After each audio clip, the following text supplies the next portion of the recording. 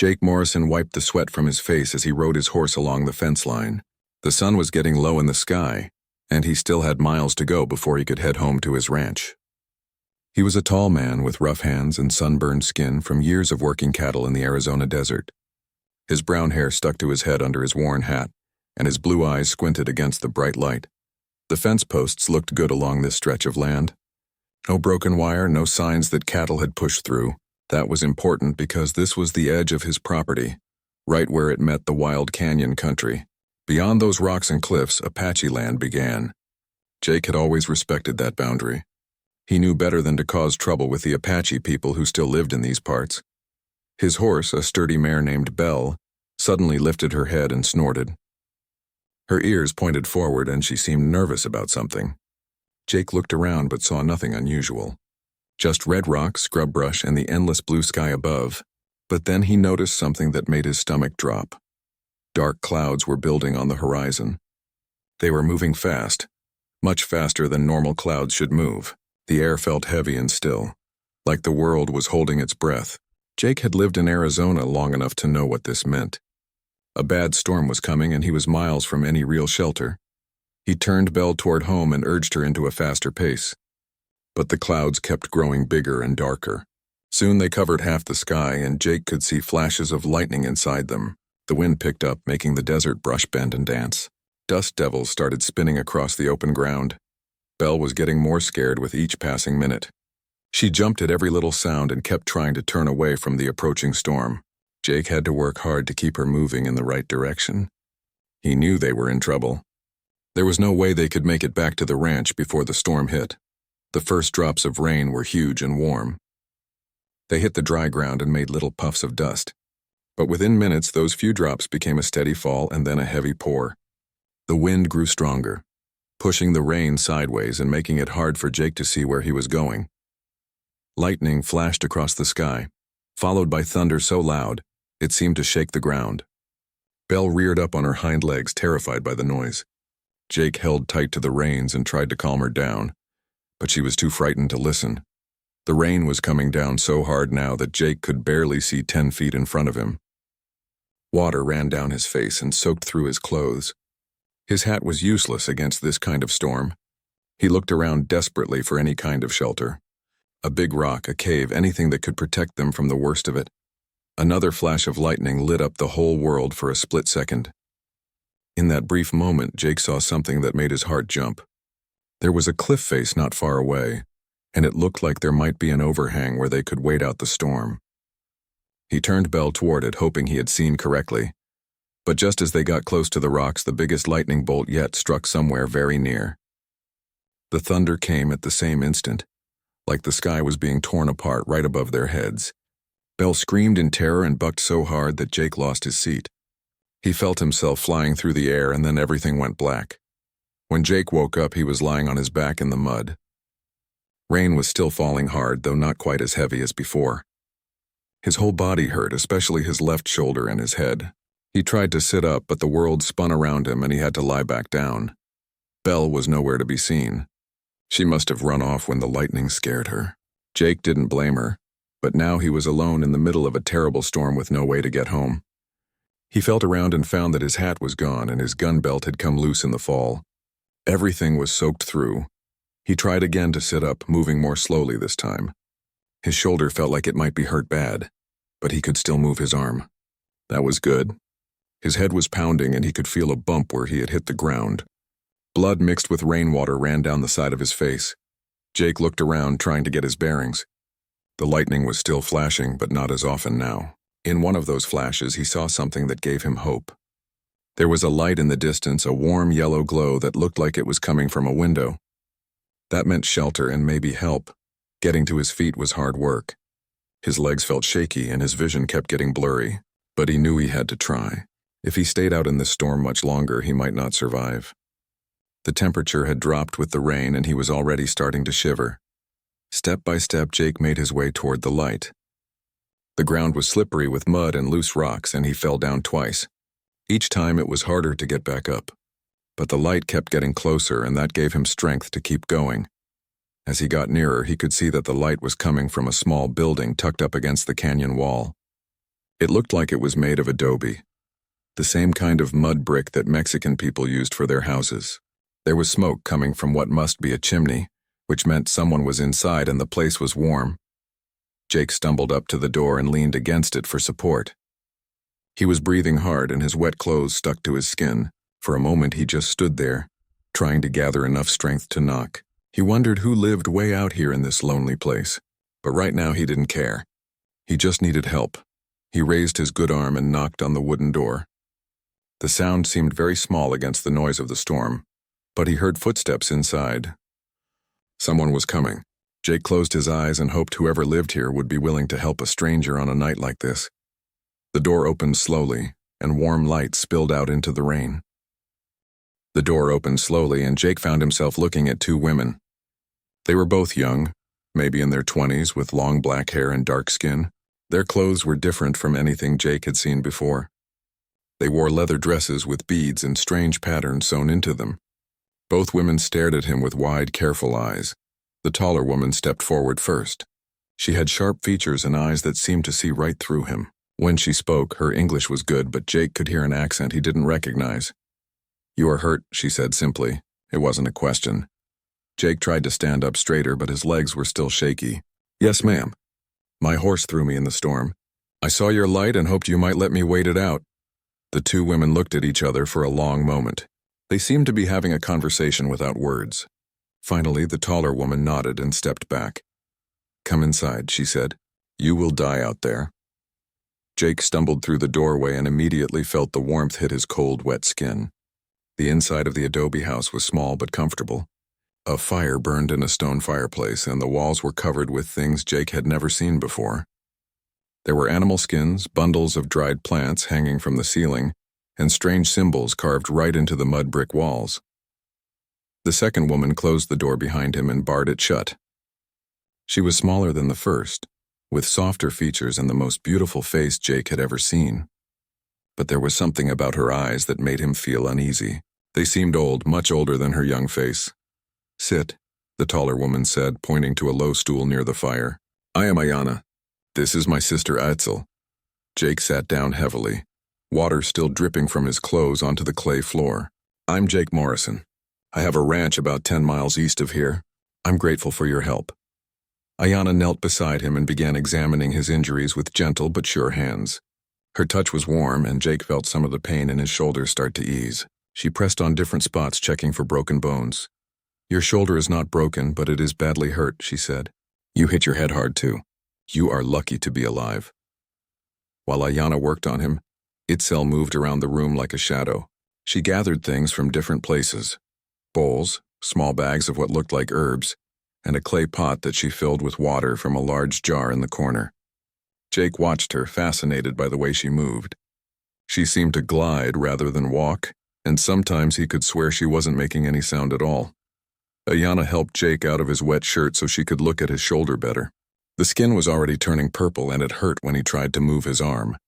She mixed something in one of Itzel's bowls, creating a paste that smelled like pine trees and something else Jake couldn't identify. "This will help with the pain and swelling," Ayana said, as she spread the paste on his shoulder. The mixture felt cool at first, then warm, and finally Jake felt the pain start to fade away. It was better than any medicine he had ever used. Itzel brought him a cup filled with hot liquid. It wasn't coffee or tea, but something that tasted like plants and earth. It was actually quite good, and Jake felt warmth spread through his whole body as he drank it. "What are you?" Jake asked, then immediately felt stupid for the way the question came out. "I mean, what people are you from?" "We are Apache," Ayana said without looking up from her work on his head wound. "But we do not live with our tribe anymore." Jake felt his stomach tighten. He had heard stories about Apache warriors, about raids and battles, but these women had helped him instead of hurting him. They didn't seem dangerous at all. "Why don't you live with your people?" he asked. Itzel and Ayana exchanged another one of those silent looks. This time, Itzel spoke for the first time since Jake had arrived. "We are different," she said. Her voice was soft and musical, but there was something haunting about it. "Our grandmother taught us the old ways, ways that some of our people fear." Jake didn't understand what she meant, but he could tell it was important to them. He looked around the room again, noticing details he had missed before. The symbols on the walls seemed to move in the flickering firelight. The dried plants hanging from the ceiling swayed even though there was no breeze inside the house. Ayana finished cleaning the cut on his head and began wrapping his shoulder with strips of soft leather. Her hands were incredibly gentle, but Jake could feel strength in them too. These were hands that had done this kind of work many times before. "You must stay until the storm passes," Ayana said. "It is not safe to travel in this weather, especially with your injuries." Jake nodded, though part of him felt nervous about staying in this strange place with these mysterious women. Something about the house felt different from anywhere he had ever been. The air seemed thicker, and sounds seemed to echo in ways that didn't make sense. As if reading his thoughts, Itzel smiled at him. It was a beautiful smile, but it made Jake feel even more uneasy. "Do not be afraid," she said. "We will not hurt you, but you should know that this is a sacred place. The spirits of our ancestors watch over this canyon." Jake wasn't sure he believed in spirits, but he was too tired and hurt to argue. The warm drink Itzel had given him was making him sleepy, and the fire felt good on his cold skin. Outside, he could still hear the storm raging, with thunder rolling across the desert and rain pounding on the roof. Ayana brought him a thick blanket and helped him lie down on a pile of furs near the fire. The furs were incredibly soft and warm, much more comfortable than his own bed back at the ranch. "Sleep now," she said. "Tomorrow we will see how you feel." But as Jake closed his eyes, he found it hard to fall asleep. He kept thinking about the strange symbols on the walls and the way the two women seemed to communicate without speaking. He thought about Itzel's words about spirits and ancestors. Most of all, he thought about how different he felt since entering this house. Like something inside him had changed the moment he walked through the door. The very last thing he remembered before finally drifting off was the sound of the two women talking quietly in a language he didn't understand. Their voices mixed with the crackling of the fire and the storm outside, creating a sound that was almost like music. It was beautiful and frightening at the same time.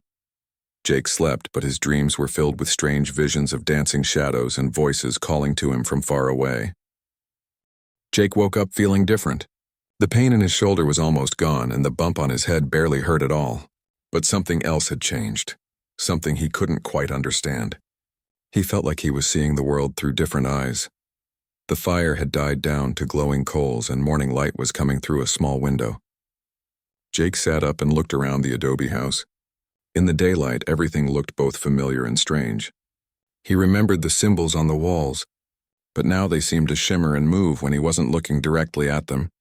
Ayana was sitting cross-legged on the floor near the window, grinding something in a stone bowl.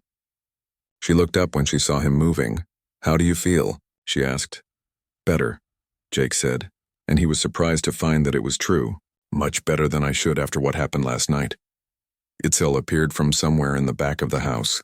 Jake hadn't heard her moving around, but there she was, carrying a bowl of water and some kind of bread made from corn. "Eat," she said, setting the food down beside him. "You will need your strength." Jake took a bite of the bread. It tasted good, with a nutty flavor he had never experienced before. But as he ate, he noticed something odd. Colors seemed brighter than they should be. The red clay of the walls was more vivid. The brown of the wooden beams was richer, and when he looked at Ayana and Itzel, it was like seeing them clearly for the first time. "What did you give me last night?" he asked. "I feel different." The two sisters looked at each other with that silent communication they shared. This time, Jake could almost sense what they were thinking. It was like hearing whispers at the edge of his mind. "We helped heal your body," Ayana said carefully. "But the ceremony did more than that." "What ceremony?" Jake set down his food and stared at them. "I thought you were just treating my wounds." Itzel moved closer and sat down across from him. Her dark eyes seemed to look right into his soul. "When we heal someone, we must join our spirits with theirs," she said. "It is the only way to make the medicine work properly. But you are not like other people we have helped before." "What do you mean?" Ayana put down her grinding stone and joined them. "Our grandmother was a great medicine woman. Before she died, she told us that one day a white man would come to us during a storm. She said this man would be different from others of his kind. She said his spirit would be able to join with ours in ways that most people cannot." Jake felt a chill run down his spine. "Are you saying your grandmother predicted I would come here?" "Not predicted," Itzel said. "She saw it in a vision." "She saw you, Jake Morrison." "She knew your name. Knew what you would look like. Knew that you would arrive on a night when the sky was angry. Jake stood up quickly, then had to sit back down when the room seemed to spin around him. That's impossible. People can't see the future. Our grandmother could, Ayanna said simply. And now, because of what happened last night, you are connected to us forever. Jake tried to understand what they were telling him. Connected how? Itzel reached out and touched his hand. The moment her fingers made contact with his skin, Jake felt a jolt of energy run through him. Suddenly, he could sense things about her that he had no way of knowing. He could feel her emotions, her memories, even some of her thoughts. He jerked his hand away, breathing hard. What's happening to me? The joining worked better than we expected, Ayanna explained. Usually the connection fades when the healing is complete. But with you, it has grown stronger. Our spirits are bound together now. Jake got to his feet again, more carefully this time. He walked to the window and looked out at the canyon. The storm had passed, leaving the desert clean and bright. But when Jake looked at the landscape, he saw it differently than before. He could sense the life in every plant, feel the presence of animals hiding among the rocks, even hear the whisper of wind through stone in ways he never had before. This is crazy, he said. I need to go home. But when he tried to walk toward the door, his legs wouldn't obey him. It wasn't that he was still hurt or weak. It was like something inside him was pulling him back toward the sisters. You cannot leave yet, Itzel said gently. The bond is still forming. If you go too far from us now, it could harm all of us. Jake turned around to face them. How long? We do not know, Ayanna admitted. This has never happened before. Our grandmother's visions showed us that you would come, but she did not tell us what would happen after. Jake ran his good hand through his hair, trying to think. His ranch was probably fine for a day or two, but he couldn't stay here forever. He had cattle to tend, fences to repair, a life to live. But as he thought about going back to his old routine, it seemed empty and meaningless compared to what he was feeling now. The connection to Ayanna and Itzel was strange and frightening, but it was also the most alive he had ever felt. What exactly did your grandmother tell you about me? He asked. Ayanna got up and went to a wooden chest in the corner of the room. She opened it and pulled out a bundle wrapped in soft deerskin. Inside was a collection of items that made Jake's breath catch in his throat. There was a piece of metal that looked exactly like the belt buckle he wore. A drawing on bark that showed a man who could have been his twin. And strangest of all, a lock of brown hair that was the exact same color and texture as his own. She collected these things over many years, Ayanna said. Each one came to her in a different vision. She said the white man's spirit was already reaching across time to find us long before his body arrived. Jake picked up the drawing and stared at it. The resemblance was perfect, down to the scar on his chin from a childhood accident. She also said, Itzel added quietly, that you would have a choice to make. You could accept the bond and learn to live between two worlds, or you could fight it and lose pieces of your soul forever. What kind of choice is that? Jake demanded. The only kind there is, Ayanna said. Our grandmother saw two possible futures for you. In one, you embrace what has happened and become a bridge between your people and ours. You help bring peace where there has been only conflict. And in the other, Itzel's expression became sad. In the other, you return to your old life and pretend this never happened. But the bond will never truly break. You will spend the rest of your days feeling empty, knowing that part of your spirit is missing. Jake sat down heavily on the pile of furs where he had slept. Everything they were telling him seemed impossible, but he couldn't deny what he was feeling. The connection to the sisters was real, and it was growing stronger with each passing hour. Outside, he could hear his horse Belle nickering somewhere nearby. She had come back, probably looking for him. That meant he could leave if he really wanted to. But something told him that if he rode away now, he would regret it for the rest of his life. How long do I have to decide? He asked. The choice is yours to make, Ayanna said. But know this, our bond has already marked you. Whether you stay or go, you will never be the same man you were before you knocked on our door. Jake spent the rest of that day trying to understand what was happening to him. Every few hours he would tell himself he was going to saddle Belle and ride home. But each time he got close to leaving, the pull back to the sisters grew stronger. Ayanna and Itzel seemed to know what he was going through. They gave him space to think, but they were always nearby if he needed them. Jake found himself watching them work, fascinated by the way they moved together like two parts of the same person. In the afternoon, Itzel showed him some of the plants they used for medicine. She would touch a leaf or flower, and somehow Jake could feel what she was feeling. The life force in the plant, its power to heal or harm, its connection to the earth itself.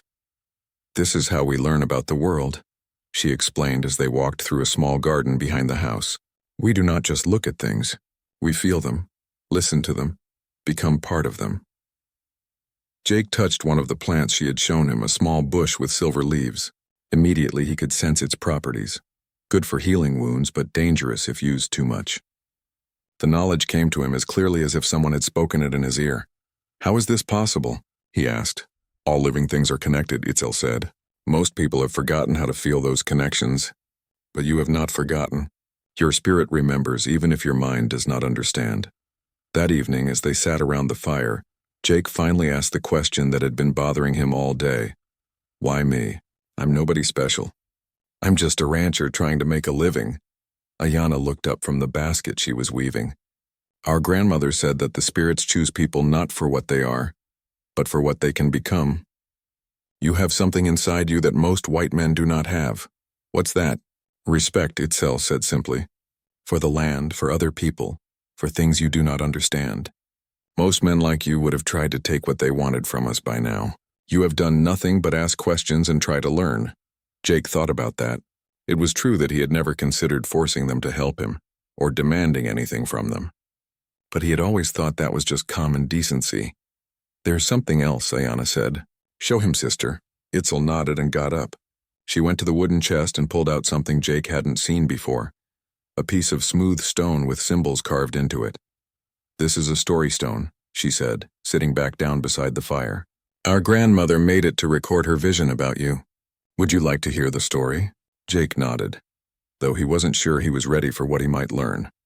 Itzel held the stone in both hands and closed her eyes. When she spoke, her voice changed, becoming deeper and more musical, like she was singing rather than talking. "Long ago, before the white men came to our lands, there was peace between all people. Apache lived with Mexican. Mexican lived with Spanish, and all respected the sacred places. But then came war and hatred and fear." As she spoke, Jake could see pictures in his mind as if the story was playing out in front of him. He saw battles, burning buildings, people running in fear. The spirits grew sad watching their children fight each other. They decided to send signs, to choose certain people who could help bring peace back to the land. These chosen ones would be able to walk between worlds, to understand all sides, to heal the wounds that hatred had created. The images in Jake's mind shifted. Now he saw people from different tribes and nations sitting together, talking instead of fighting. But choosing these special people was not easy. The spirits had to find those with hearts that were already open, minds that were already willing to learn. They had to find people who loved the land more than they loved power. Itzel opened her eyes and looked directly at Jake. "You are one of these chosen ones. Your spirit called out to ours long before your body found our door. The storm that brought you here was not chance, it was the spirits guiding you to where you needed to be." Jake felt something heavy settle in his chest. "What if I'm not strong enough? What if I can't do what the spirits want?" "Strength comes in many forms," Ayana said. "Sometimes the strongest thing a person can do is admit they need help." Just then they heard the sound of horses approaching. Jake jumped to his feet, his hand automatically going to where his gun should be, but his gun belt was still lying by the door where he had dropped it the night before. Ayana and Itzel didn't seem alarmed. They stood calmly and listened to the sounds outside. "Who is it?" Jake asked. "Trouble," Itzel said simply. Through the small window, Jake could see riders approaching the house. There were at least 6 of them, all white men, and they looked like they meant business. Jake recognized the man in the lead, Cornelius Wade, a wealthy rancher who had been trying to buy up land in this area for years. "They're looking for me," Jake realized. Belle must have been seen. They followed her trail here. Ayana went to the door but didn't open it. "These men have bad intentions. I can feel their anger from here." Wade's voice boomed across the canyon. "Morrison, we know you're in there. Come out so we can talk." Jake looked at the sisters. "I should go talk to them. If I don't, they might cause trouble for you." "No," Itzel said firmly. "There is something wrong with this. Why would they follow you here? How did they know to look for you?" Jake thought about it. She was right. Wade had no reason to track him down, especially not with so many men. Unless my ranch. he said, his heart sinking. Something's happened to my ranch, Wade called out again. Morrison, I've got papers here that say your land belongs to me now. You missed your loan payments and the bank foreclosed. Come out and we'll discuss terms. Jake felt the blood drain from his face. He had been so focused on the strange events with the sisters that he had forgotten about the payment he owed to the bank. But it wasn't due for another week. He's lying, Ayanna said, though she had no way of knowing about Jake's financial situation. How can you be sure? Because I can feel his lies like a bad smell, she replied. This man has done something dishonest, and now he comes here with armed men to steal what belongs to you. Jake realized she was right. Wade was known for using crooked lawyers and forged papers to steal land from people. If he was here now, it meant he had found a way to cheat Jake out of his ranch. The choice Itzel had talked about was here, right now. Jake could walk out that door and try to deal with Wade as the man he used to be, alone, outnumbered, and powerless. Or he could trust in the strange new abilities he was developing and face this threat with the help of the sisters. What do I do? He asked. Ayanna and Itzel looked at each other with that silent communication. Then they both smiled, and for the first time since he had met them, Jake saw something dangerous in their expressions. You learn what it means to have Apache sisters fight beside you, Ayanna said. Wade and his men waited outside for several minutes, calling out demands and threats. Jake stayed away from the windows, but he could feel the tension building.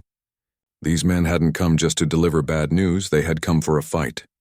There are more coming, Itzel said suddenly. Her head tilted like she was listening to something Jake couldn't hear. More of Wade's men? Jake asked. No, different people. From the north. She looked worried. Apache. Ayanna went very still. How many? Itzel closed her eyes and seemed to reach out with her senses. 5, maybe 6. They are moving fast and quiet. Jake felt his heart sink even further. Bad enough that Wade and his men were outside looking for trouble. Now Apache warriors were coming too, and Jake doubted they would be friendly to a white man found in the company of 2 Apache women. Why would your people come here? He asked. Ayanna's expression was grim. Someone must have told them where we are. Someone who wants us to return to the tribe. Or someone who thinks we have betrayed Apache secrets, Itzel added quietly. Jake understood immediately. If other Apache knew that the sisters had healed a white man using their sacred medicine, they might see it as a betrayal. And the punishment for betraying tribal secrets was often death. Wade's voice came again, louder and more angry than before. Morrison, I'm losing patience. Come out now or we're coming in.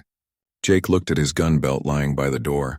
6 bullets against Wade's men and Apache warriors coming from the other direction. Even if he was the best shot in Arizona, the odds were impossible. But as he started toward his gun, Ayanna caught his arm. Not that way, she said.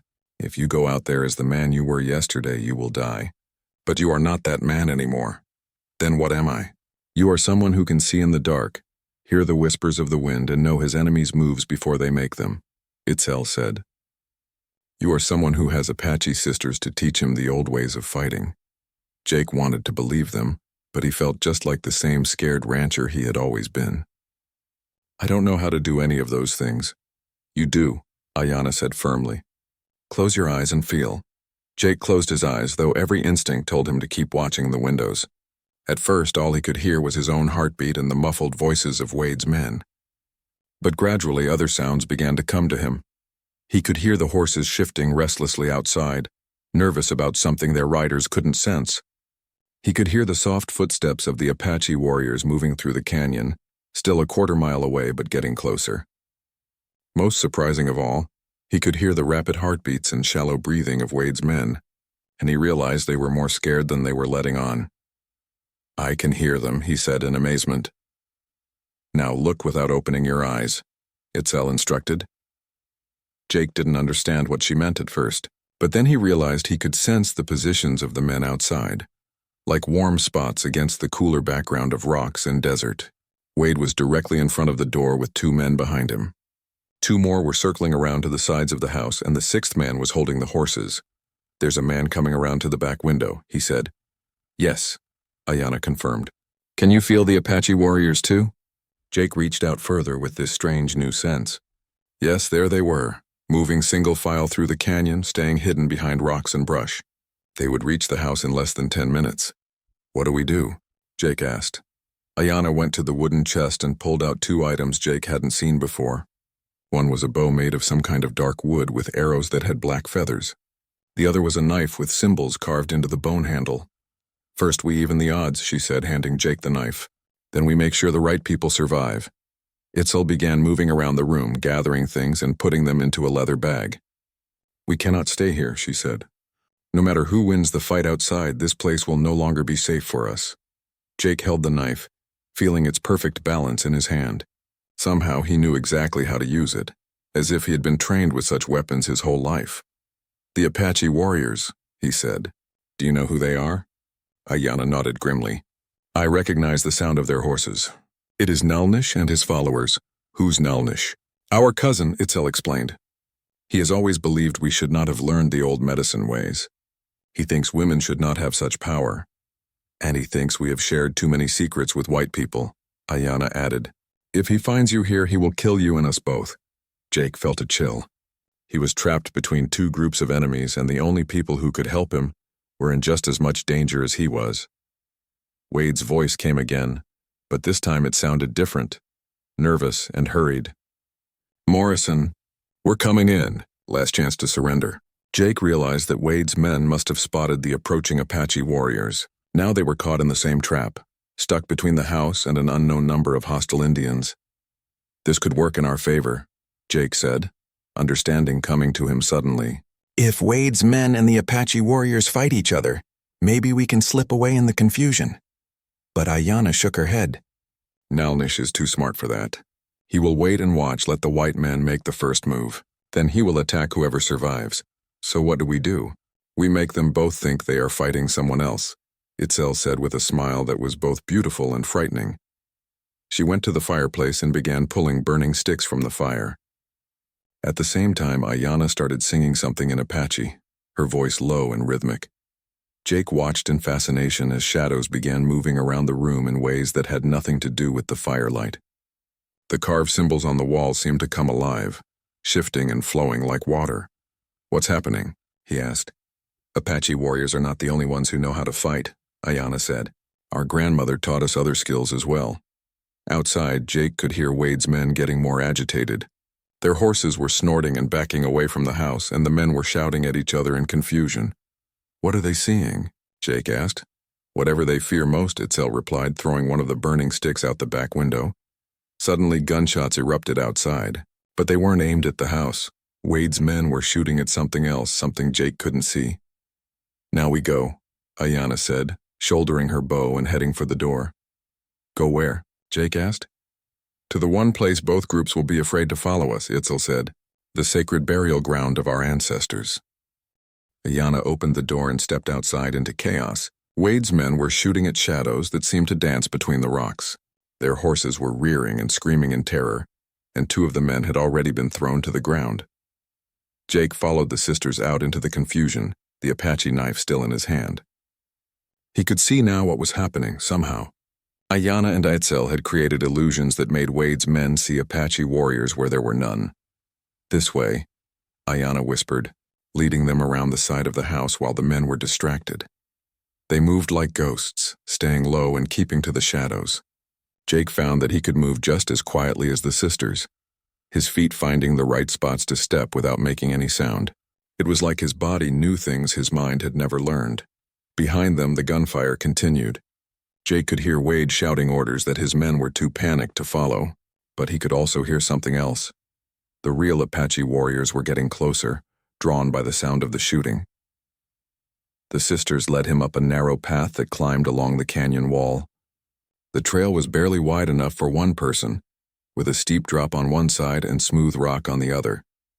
Jake's boot slipped on the loose stone, but somehow he managed to keep his balance. "Where does this lead?" he asked quietly. "To the heart of Apache power," Itzel replied. "To the place where our ancestors sleep and where the earth itself holds magic." They climbed for what felt like hours, though Jake knew it couldn't have been that long. The sounds of fighting faded behind them, replaced by the whisper of wind through stone and the distant cry of an eagle. Finally, they reached a ledge where the trail ended. Jake looked around confused. There was nothing here but blank rock walls and empty sky. "I don't see anything," he said. Ayana smiled and placed her hand on what looked like solid stone. That is because you are still seeing with your old eyes. She pushed and the rock moved. It wasn't solid at all, but a carefully hidden entrance to a cave. Cool air flowed out of the opening carrying scents of water and ancient things. This is the sacred burial ground, Itzel said. The resting place of our ancestors for more generations than we can count. It is also the source of our power, the place where the medicine ways were first learned. Jake hesitated at the entrance. Should I be here? I'm not Apache. You are not fully Apache, Ayana corrected. But you are not fully white either, not anymore. You are something new, something the spirits have made for a special purpose. They entered the cave and Jake gasped at what he saw. The cavern was huge, stretching back into darkness. But it wasn't empty. The walls were covered with paintings that seemed to tell the story of the Apache people. And in the center of the cave was a pool of water that glowed with its own soft light. How is the water glowing? Jake asked. It comes from deep in the earth where the spirits live, Itzel explained. Our grandmother said it is the same water that flows through the veins of the world. Ayana led them to the edge of the glowing pool.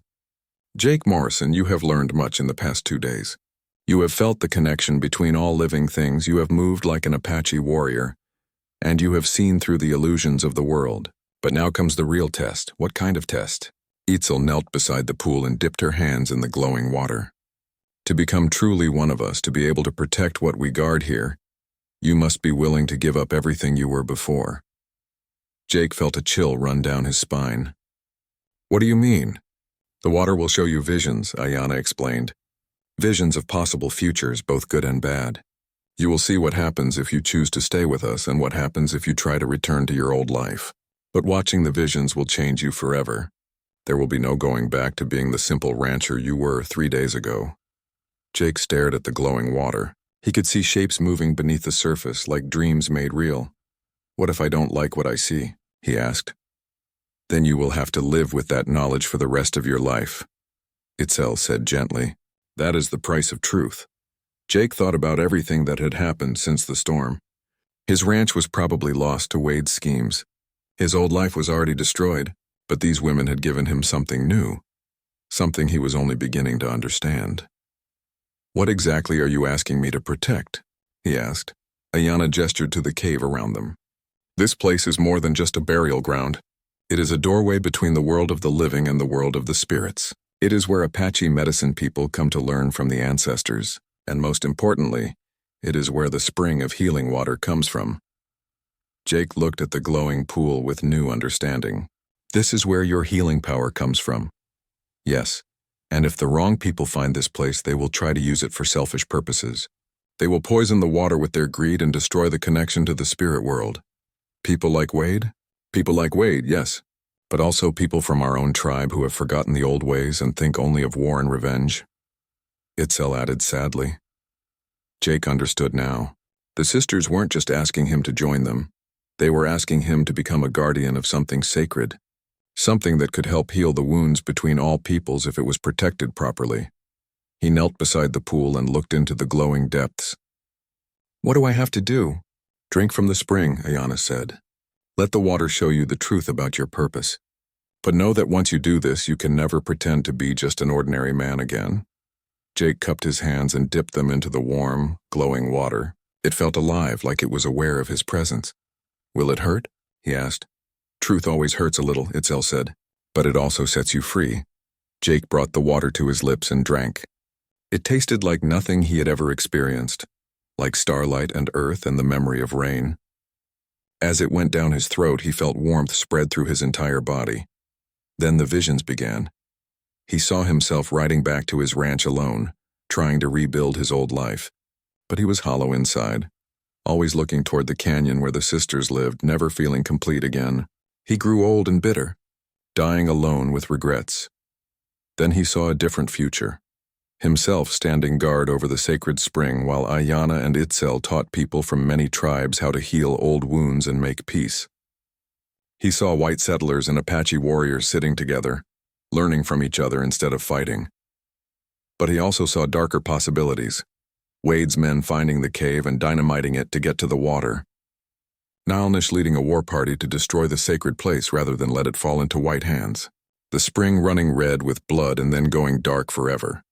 In the last vision, Jake saw himself standing alone in the cave, older and marked with strange tattoos that seemed to move on his skin. He was neither fully white nor fully Apache, but something new, a bridge between worlds, a guardian of the sacred, a man who belonged everywhere and nowhere. When the visions ended, Jake found himself lying on the cave floor with Ayana and Itzel kneeling beside him, worried expressions on their faces. "How long was I out?" he asked.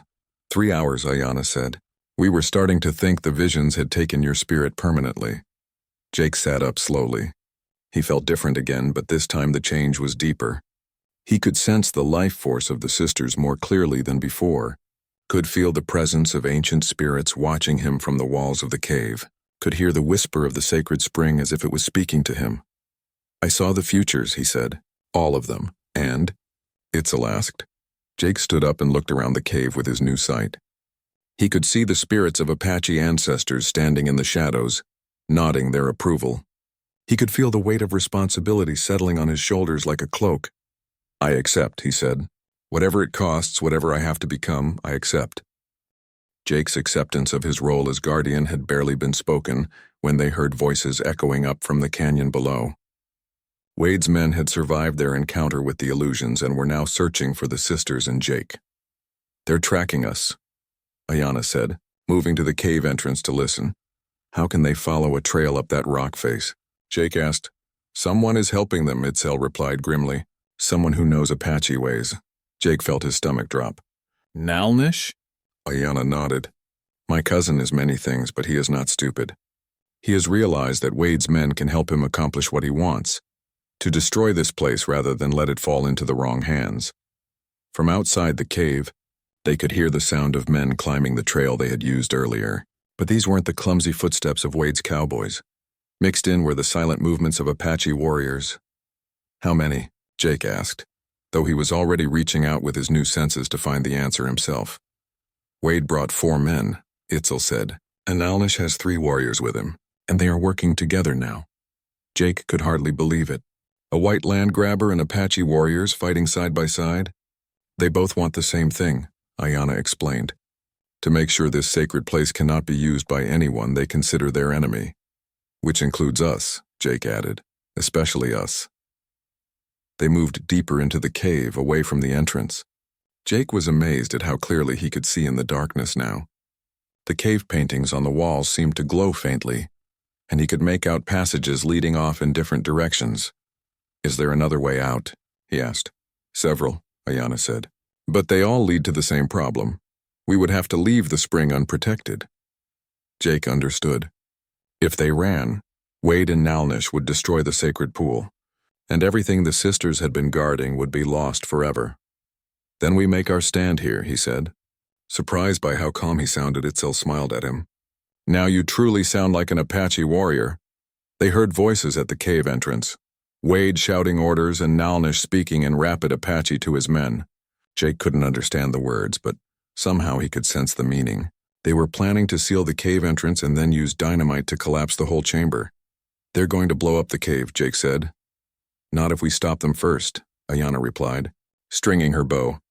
Jake looked at the knife in his hand. Then at the narrow entrance where 7 armed men would soon appear, the odds seemed impossible. But then he remembered the visions he had seen in the sacred pool. In one of them he had been older, marked with moving tattoos, standing alone as the guardian of this place. That meant he was supposed to survive this fight. "What do we do?" he asked. "We use every advantage we have," Itzel said. "This is sacred ground. The spirits of our ancestors are here with us. And you, Jake Morrison, are no longer just a white rancher with a gun." As if to prove her point, Jake felt something changing in his body. His muscles felt stronger, his reflexes faster, his senses even sharper than before. The sacred water had done more than show him visions. It had awakened abilities he never knew he possessed. "Can you feel them?" Ayana asked. Jake reached out with his new senses. Yes, he could feel the approaching men like heat signatures against the cool stone. Wade was coming first with 2 of his cowboys behind him. Nalnish and his warriors were spreading out to cover the other passages. "Wade's coming straight in," Jake reported. "Nalnish is trying to flank us." "Good," Itzel said. "Let them separate." She began singing softly in Apache, and immediately the cave seemed to change. The shadows grew deeper, the air grew thicker, and strange sounds began echoing from the stone walls. Jake watched in amazement as the cave paintings began to move. Warriors from centuries past seemed to step out of the stone, their ghostly forms taking positions around the sacred pool. "Are they real?" he whispered. "Real enough," Ayanna replied, knocking an arrow to her bowstring. The first of Wade's men appeared at the cave entrance, silhouetted against the daylight behind him. He took one step into the cave and froze, staring at something Jake couldn't see. "What the hell?" the man said, then screamed and fired his gun wildly into the darkness. His shots were answered by the twang of Ayanna's bowstring. The man dropped his gun and fell backward out of the cave, an arrow in his shoulder. Wade's voice boomed from outside. "What's happening in there, Peters?" "Ghosts," the wounded man yelled. "The place is full of ghosts." Jake heard Wade cursing, then the sound of him arguing with Nalnish in broken Spanish and English. They were having second thoughts about entering the cave, but not for long. Soon Jake heard a new sound, the hiss of a lit fuse. Wade had brought dynamite after all, and he was planning to throw it into the cave rather than risk coming inside. "Get down," Jake shouted, diving toward the sisters, but Itzel was already moving. She ran toward the cave entrance, singing at the top of her voice. Her song seemed to grab hold of the wind itself, creating a powerful gust that blew back out of the cave. The stick of dynamite flew back out of the entrance and exploded somewhere on the trail below, sending rocks tumbling into the canyon. Wade's angry shouts were followed by the sound of gunfire, but this time the shots were coming from two different directions. The explosion had startled Nalnish's men, and they had started shooting at Wade's people, thinking they were under attack. "They're fighting each other," Jake said. "Not for long," Ayanna warned. "Nalnish is too smart to stay confused." She was right. Within minutes, the shooting stopped, and Jake could hear Nalnish's voice, calm and commanding, sorting out the misunderstanding. "We need to end this before they regroup," Jake said, surprising himself with his tactical thinking. He moved toward one of the side passages, following instincts he didn't fully understand. Somehow he knew that this tunnel would lead him to a position above the cave entrance, where he could attack from an unexpected angle. "Where are you going?" Ayanna called after him. "To even the odds," Jake replied. The tunnel was narrow and dark, but Jake moved through it like he had been born in caves. His new senses guided him around obstacles and up through a maze of passages until he emerged on a ledge overlooking the main trail. Below him, he could see Wade and his remaining men huddled together, planning their next move. Nalnish and his warriors were positioned on the other side of the cave entrance, hidden behind rocks. Jake realized he had the perfect position to create chaos.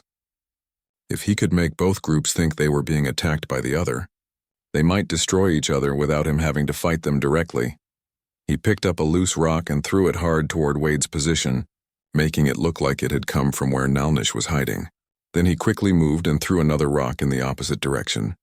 Within seconds, both groups opened fire on each other, certain they were under attack. In the confusion, Jake saw his chance. He jumped down from the ledge, landing behind Wade's position. The land grabber spun around, his gun raised, but Jake was already moving with the fluid grace of an Apache warrior. The bone-handled knife flashed in the sunlight as Jake disarmed Wade and pressed the blade to his throat. "Call off your men," Jake said quietly. Wade's eyes were wide with fear and confusion. "Morrison? What's happened to you? You look different." Jake caught his reflection in the blade of the knife and saw what Wade meant. His eyes were darker, his features sharper, and there were faint markings on his skin that looked almost like tattoos. "I've become what I was meant to be," Jake said. "Now call off your men or I'll let the Apache warriors deal with all of you." Wade stared at Jake with growing fear and confusion.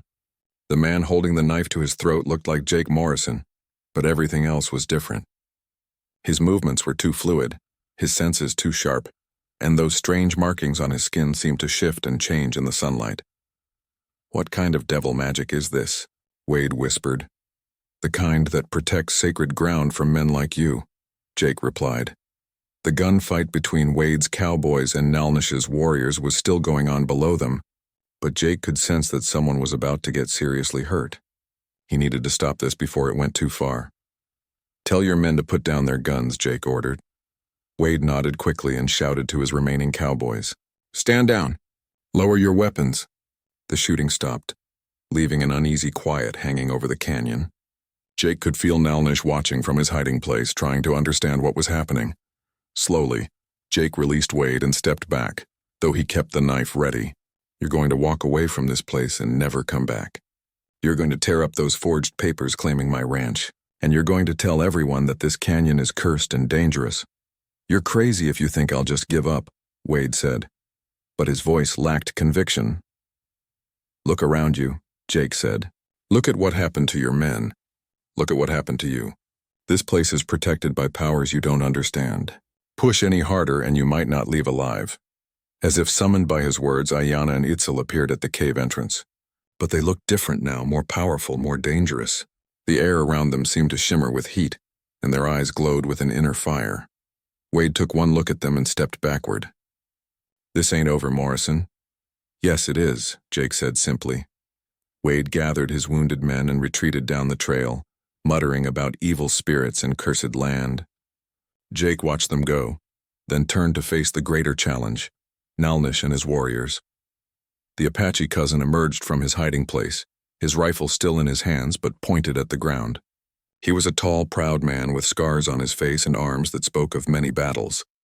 So, Nalnish said in accented English, the white man thinks he can become one of us. I don't think anything, Jake replied, switching to Apache. The language came to him naturally now, as if he had spoken it his whole life.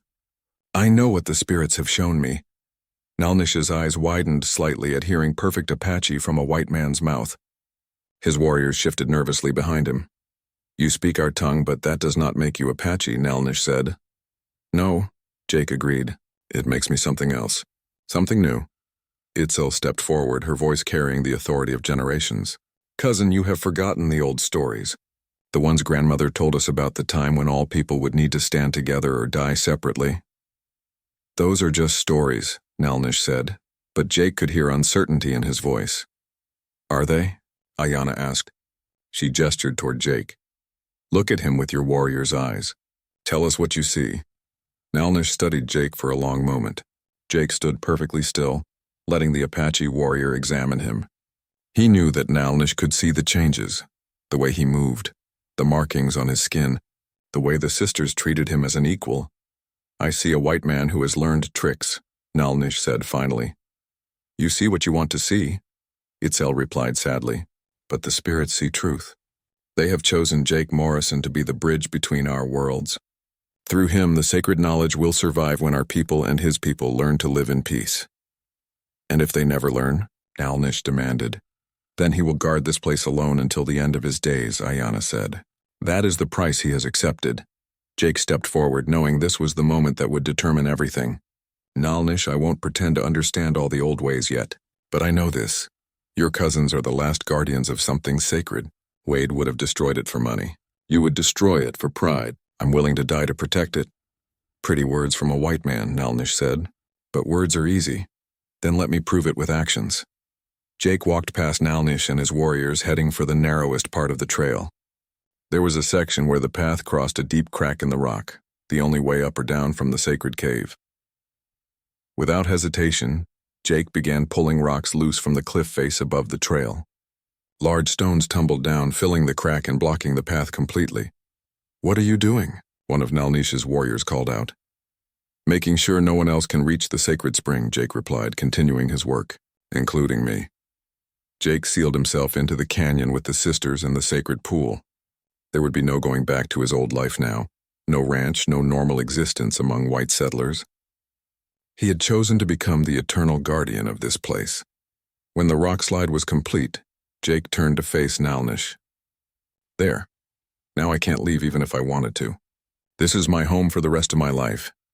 Nalnish stared at the blocked trail, then at Jake, then at his cousins. For the first time since Jake had met him, the proud warrior looked uncertain.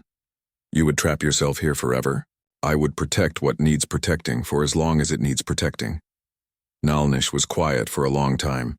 Finally, he nodded slowly. Perhaps the spirits do speak through you, white man. Not white man, Jake corrected gently. Not Apache either. Something new. What do we call you then?